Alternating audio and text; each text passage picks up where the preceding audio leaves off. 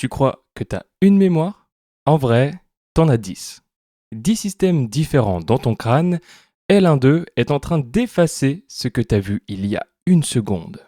Dans cette vidéo, on passe chaque type de mémoire au scanner avec à chaque fois un test à faire en direct. À la fin, tu sauras pourquoi t'oublies les prénoms mais jamais le vélo, laquelle de ces 10 mémoires est ta vraie force et comment muscler celle qui te lâche. Et au numéro 8, tu vas découvrir qu'un de tes souvenirs les plus précieux est probablement faux. C'est une dinguerie. Ta mémoire, c'est pas un disque dur, c'est une équipe de 10 spécialistes, chacun son rayon. Quand tu oublies un truc, c'est rarement toute l'équipe qui plante, c'est un seul spécialiste. Ah, et retiens ce mot, crocodile. Je t'explique rien, je te le redemande à la toute fin. Allez, on commence par la plus facile. 1. La mémoire sensorielle. La plus courte de toutes, moins d'une seconde. Fais le test, fixe un objet puis ferme les yeux. Tu la vois, l'image qui flotte un instant derrière tes paupières, c'est elle. Ton cerveau photographie tout ce que tes sens captent, une fraction de seconde, le temps de décider si c'est important. Pour les sons, elle dure 3 ou 4 secondes. C'est le fameux « quoi ?» Ah non, c'est bon, j'ai entendu. T'avais pas écouté, et pendant que l'autre s'apprête à répéter, la phrase se rejoue toute seule dans ta tête. Ça t'a déjà fait, hein? Alors, pourquoi elle flanche? En vrai, jamais. Elle est conçue pour tout effacer. Ce qui flanche, c'est ton attention. Si tu fais pas attention dans la seconde, l'info n'est jamais enregistrée. C'est pour ça que t'oublies les prénoms. Le mec te dit « moi c'est Julien », t'as rien encodé du tout. La technique, répète-le dans la seconde. Enchanté Julien, t'as pas oublié son prénom, tu l'as jamais eu. 2. La mémoire à court terme. Ensuite, il y a le hall de gare, la mémoire à court terme. Elle garde les infos 20 à 30 secondes et hop, dehors. Test. Écoute ces chiffres une seule fois et récite-les. Prêt? 4, 9, 2, 7, 5, 8, 3. Vas-y. Alors, combien? La plupart des gens tiennent entre 5 et 9 éléments. 7 plus ou moins 2, le chiffre magique découvert dans les années 50. Les études récentes parlent même plutôt de 4 paquets. Dis-moi en commentaire combien t'en as sorti. Sois honnête. Le plus drôle, en 1995, tu connaissais par cœur le fixe de tous tes potes et du cabinet médical. Aujourd'hui, t'es même plus sûr du numéro de ta femme. Ta mémoire a pas rétréci, elle a juste arrêté de s'entraîner. Pourquoi elle flanche? L'interférence. Chaque nouvelle info pousse l'ancienne dans le vide.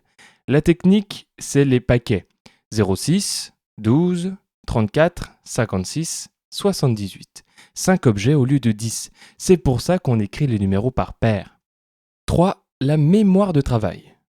Maintenant, l'établi de ton cerveau, la mémoire de travail. Elle fait pas que stocker, elle manipule. Test. Calcule 23 x 4 de tête. Tu sens l'effort?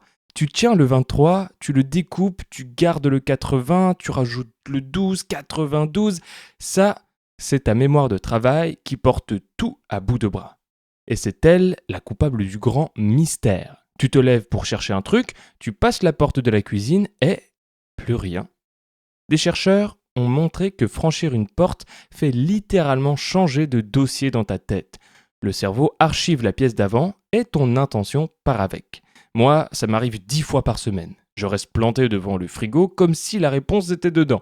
Et toi, ça t'arrive combien de fois le coup de la porte? Un truc important, surtout si t'as passé 40 ans. Ça, c'est pas un début d'Alzheimer. C'est un établi qui déborde et ça arrive à tous les âges. Elle flanche quand tu la surcharges. Multitâche, stress, notification.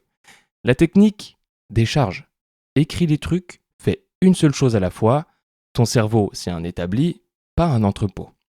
Bon, maintenant, la plus indestructible de toutes. Et l'histoire qui va avec est la plus triste et la plus belle de cette vidéo. 4. La mémoire procédurale. C'est la mémoire du corps. Le vélo, la conduite tapée sur un clavier. Elle a un truc que les autres n'ont pas. Une fois gravé, c'est gravé. Test rigolo. Essaye de réciter ton code de carte bleue à voix haute sans bouger les doigts. Plein de gens n'y arrivent pas. Le code est pas dans leur tête, il est dans leurs doigts. Moi le premier, je mime un clavier dans le vide. Et maintenant, L'histoire. Clive Wearing, chef d'orchestre anglais. En 1985, un virus détruit une partie de son cerveau. Depuis, sa mémoire dure 30 secondes. Toutes les 30 secondes, il a l'impression de se réveiller pour la première fois. Mais assieds-le devant un piano et il joue parfaitement des morceaux entiers. Sa mémoire du corps a survécu à tout le reste. Franchement, je trouve ça aussi déchirant que magnifique. Le revers, elle grave aussi les mauvaises habitudes. Le mauvais geste au tennis, la mauvaise posture au bureau, gravé pareil et un enfer à désapprendre. Donc, apprends lentement et proprement dès le début. Et dors. C'est pendant le sommeil que le cerveau grave les gestes de la journée. D'ailleurs, si tu dors mal, on a une vidéo entière là-dessus sur la chaîne, les 12 troubles du sommeil expliqués. 5. La mémoire sémantique. On passe la moitié et voici la bibliothèque, la mémoire sémantique. Tout ce que tu sais sans te souvenir de l'avoir appris. Test. La capitale de l'Australie. Si t'as dit Sydney, bienvenue au club, c'est Canberra. Tu sais que l'eau bout à 100 degrés, que Napoléon a perdu à Waterloo, mais aucune idée de qui te l'a appris, ni où, ni quand. C'est ton question pour un champion intérieur. Pourquoi elle flanche ? Le fameux mot sur le bout de la langue. Et le mot est pas perdu. La preuve, tu sais qu'il commence par un B, qu'il a 3 syllabes. Le livre est toujours dans la bibliothèque, c'est l'aller que tu retrouves plus. Un échec de récupération, pas un effacement. La technique ? Muscler la récupération. L'effet test. Se tester, c'est largement plus efficace que relire, parfois du double. Ferme le livre, récite, plante-toi, recommence. Ça vaut pour tes présentations comme pour les révisions des gosses. Et toi, c'est quoi le truc le plus inutile que tu sais par cœur depuis 20 ans ? 6. La mémoire spatiale. La suivante, c'est ton GPS interne, la mémoire spatiale. Test. Ferme les yeux et balade-toi dans ta chambre d'enfance. La porte, la fenêtre, le lit, le poster sur le mur, tout ça remonte tout seul, n'est-ce pas ? Ton cerveau a gardé le plan complet d'une maison que tu as peut-être quittée il y a 30 ans. Le truc fou, c'est les chauffeurs de taxi de Londres. Pour avoir leur licence, ils doivent apprendre par cœur 25 000 rues. Des chercheurs ont scanné leur cerveau, leur hippocampe, la zone qui gère les cartes mentales, est physiquement plus développée que la moyenne. Un muscle, je te dis. Le revers, quand tu suis bêtement ton GPS, ton hippocampe se met quasiment en veille. Et nous, on lance Waze même pour aller chez belle-maman, même quand il nous fait traverser 3 lotissements pour gagner 40 secondes. Toi, t'es plutôt GPS partout ou carte dans la tête ? Elle flanche par sous-usage, donc coupe le GPS sur les trajets que tu connais. Et la version de compétition, le palais de mémoire. Tu poses ta liste de courses dans ta maison mentale, le beurre sur le canapé, les piles sur la télé, et tu refais le tour pour tout retrouver. La technique des champions de mémoire depuis les Romains. Au fait, t'as commencé à repérer laquelle est ta force ? Et garde ça pour la fin parce que là, on change d'ambiance. Jusqu'ici, ta mémoire oubliait, maintenant, elle invente. 7. La mémoire épisodique. La mémoire épisodique, c'est le film de ta vie, les souvenirs vécus avec le lieu, le moment, l'émotion. Ton mariage, ton premier jour de boulot, les vacances de l'été dernier. Test. Va chercher ton tout premier souvenir. Je te laisse 2 secondes. T'y es ? Mauvaise nouvelle, s'il date d'avant tes 3 ans, c'est presque certainement une reconstruction. Ton cerveau l'a fabriqué après coup, avec les photos de l'album et les histoires des repas de famille. Ton premier souvenir à toi, il date de quand ? Je te préviens, si tu le revois au biberon, c'est scientifiquement impossible. Voilà son vrai visage. Elle enregistre pas, elle reconstruit. À chaque fois que tu te rappelles un souvenir, tu le réécris un peu comme une photocopie de photocopie. La chercheuse Elisabeth Loftus a même implanté chez les adultes un souvenir entièrement faux, s'être perdu dans un centre commercial enfant juste en le suggérant. Environ 1 personne sur 4 a fini par y croire dur comme fer avec les détails et l'émotion. Je trouve ça génial et terrifiant à la fois. La technique pour la protéger, le rappel volontaire. Raconte ta journée le soir, tiens un journal pour les moments qui comptent. Et les photos, utilise-les comme des amorces, pas comme des remplaçants. Et si là tu te dis « Ouais, enfin moi, mes souvenirs importants, ils sont intacts », le numéro 8 va te faire mal. 8. La mémoire flash.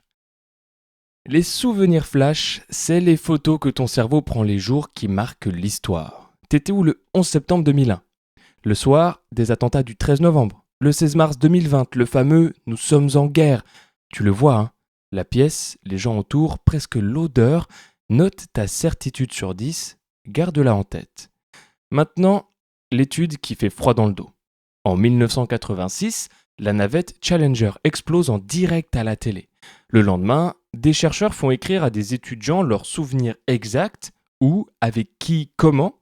2 ans et demi plus tard, on repose les mêmes questions.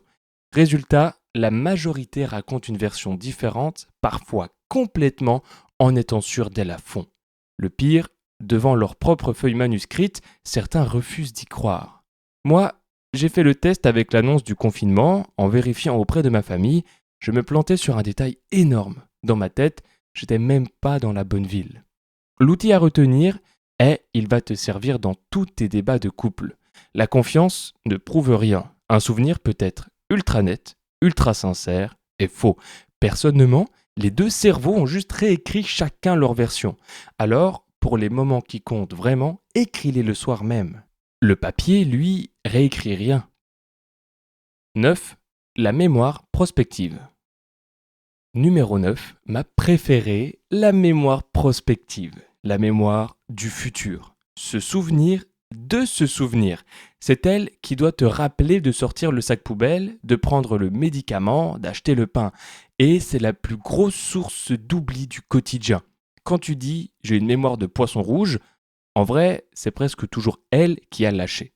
T'as déjà oublié le même sac 3 jours de suite, hein ? On se juge pas ici. Pourquoi elle flanche ? Une intention sans déclencheur, ça meurt. Ton cerveau a pas d'alarme intégrée. Si rien au bon moment ne vient te souffler et le sac, l'intention reste au fond d'un tiroir. D'ailleurs, le mot du début, tu l'as toujours ? Le dis pas, garde-le, c'est exactement elle qu'on teste depuis tout à l'heure. La technique est béton. Les chercheurs appellent ça une intention d'implémentation. Au lieu de « faut que je pense au sac », tu formules « quand je pose la main sur la poignée de la porte, alors je prends le sac ». Tu accroches l'intention à un déclencheur précis et les études montrent que ça peut aller du simple au double. Et l'astuce ultime, mets l'objet dans le passage. Le sac devant la porte, pas à côté. Les cachets sur la brosse à dents. Il en reste une, la dernière, la patronne. Celle qui décide en secret ce que toutes les autres ont le droit de garder. 10. La mémoire émotionnelle. Pourquoi t'as oublié tous tes cours de compta alors que ta pire honte de 3e est encore là en haute définition ? Réponse, la mémoire émotionnelle. Au fond de ton cerveau, il y a l'amygdale, une petite structure qui gère les émotions fortes.